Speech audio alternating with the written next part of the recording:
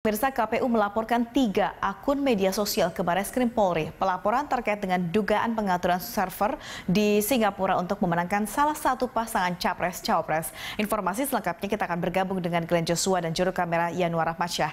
Selamat siang, Glenn. Bagaimana perkembangan pasca dari pelaporan 3 akun media sosial yang dilakukan KPU?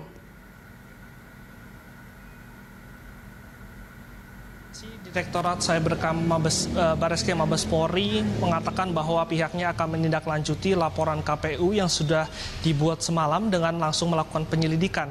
Adapun penyelidikan yang dilakukan adalah menginvestigasi sejumlah barang bukti yang kemarin sudah diserahkan oleh petinggi KPU kepada penyidik Barreskrim Polri. Barang bukti tersebut antara lain adalah sejumlah dokumen, video, dan juga screenshotan atas laporan ataupun narasi yang sempat dituliskan di salah satu media sosial yang menjadi akhirnya viral di masyarakat.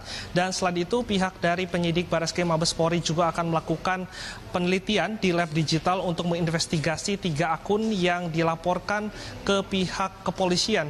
Hal tersebut dilakukan untuk melihat keaslian dan juga konten serta narasi yang dibuat pengunggah dan juga pembuat dari video ataupun postingan tersebut yang tersebar di sejumlah media sosial seperti Facebook dan juga Twitter.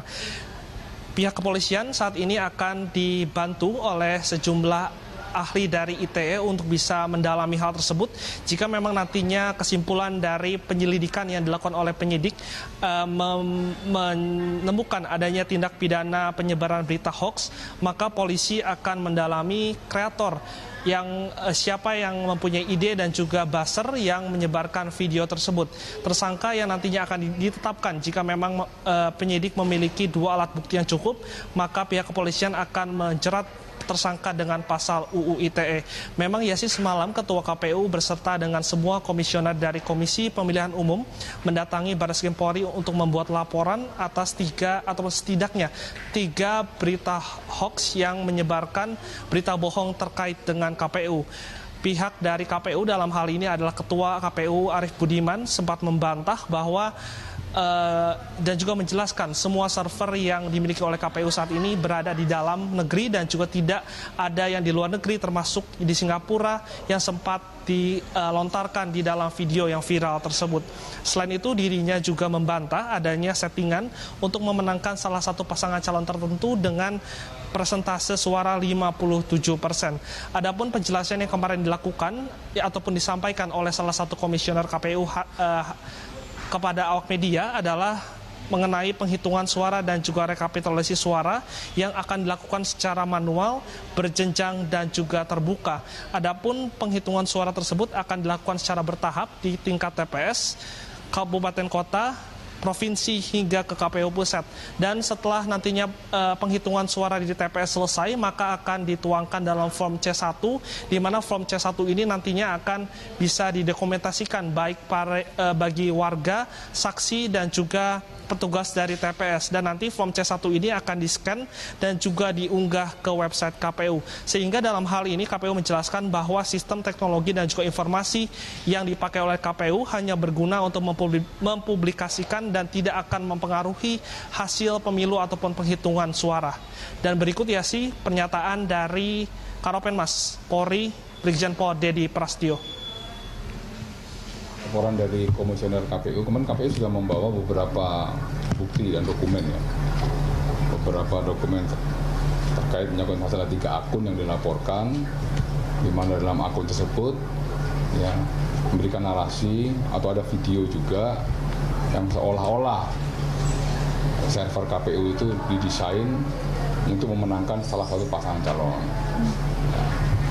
Dari hasil laporan tersebut, saat ini dari tim Direktorat Cyber Barreskrim yang sedang mendalami dan seluruh alat bukti, ya, data-data dokumen yang diserahkan dari komisioner KPU kepada Barreskrim. Selesai itu nanti diaudit, maka nanti akan diketemukan konstruksi hukumnya. Dan tentunya juga nanti kita memiliki laboratorium digital. Laboratorium digital itu nanti akan mengaudit dari 3 akun yang dilaporkan tersebut. Ya, masalah keasliannya, kemudian masalah foto, video, termasuk narasi-narasi yang dibangun atau diviralkan oleh akun tersebut. Sama, kalau misalnya itu nanti konstruksi hukumnya berita hoax, maka Ya sih.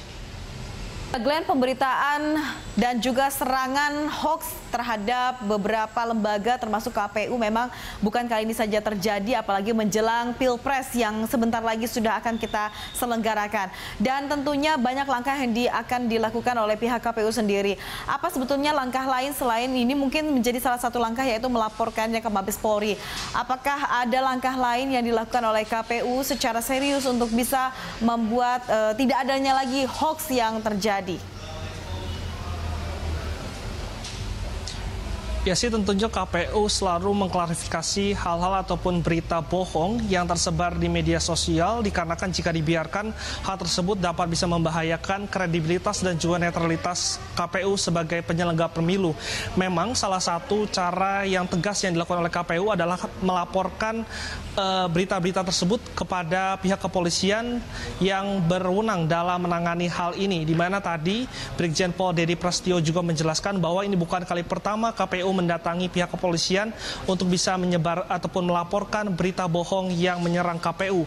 Sebelumnya KPU ini sudah melakukan pelaporan atas pencoblosan 7 kontainer yang sempat viral beberapa bulan lalu, dan juga salah satu berita bohong atas pencoblosan surat suara yang terjadi di Sumatera Utara, dan pihak kepolisian saat ini memang sudah menangkap 2 tersangka di Jawa Barat atas kasus tersebut. Maka pihak KPU dan juga Polri tadi menghimbau kepada masyarakat untuk bisa berhati-hati dalam menerima informasi dan juga menyebarkan informasi, dikarenakan jika memang nantinya ada kesalahan ataupun masuk dalam tindak pidana, maka pelaku dari penyebaran berita bohong tersebut dapat dijerat UU ITE dan juga dapat bisa mendapat kurungan penjara.